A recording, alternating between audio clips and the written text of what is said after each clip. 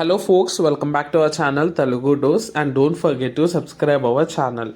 ఈరోజు ఈ వీడియోలో మనం ఏపీ డిఎస్సి నోటిఫికేషన్ అండ్ మరో టెట్ ఈ రెండు విషయాల గురించి డీటెయిల్గా తెలుసుకుందాం. చాలామంది అసలు అప్డేట్ ఇస్తలేరు ఏంటన్నా అని చాలామంది అడుగుతున్నారు. క్లియర్గా ఈ వీడియోలో డిస్కస్ చేద్దాం.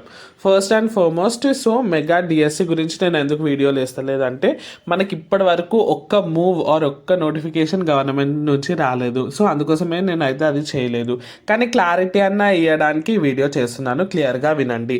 మెగా డిఎస్సి ఇంకెప్పుడు అని మనకి న్యూస్ పేపర్స్లో వచ్చాయి. మీరు కావాలంటే ఈ న్యూస్ పేపర్స్లో చూసుకోవచ్చు. సో నేను ఇన్ షార్ట్గా అండ్ డీటెయిల్గా ఎక్స్ప్లెయిన్ చేస్తున్నాను, వినండి. ఫస్ట్ అండ్ ఫార్మోస్ట్ అసలు డిఎస్సి నోటిఫికేషన్ అనేది ఇప్పుడు లేదా ఎన్ని మంత్స్ తర్వాత రిలీజ్ అవుతుంది?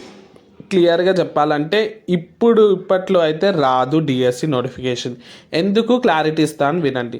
సో మనకి ఎస్సీ ఆర్ ఎస్టీ మనకైతే వర్గీకరణ తర్వాతనే మనకి టెట్ ఆర్ డిఎస్సి నోటిఫికేషన్ అయితే ఇస్తామని అయితే గవర్నమెంట్ తెలియజేసింది.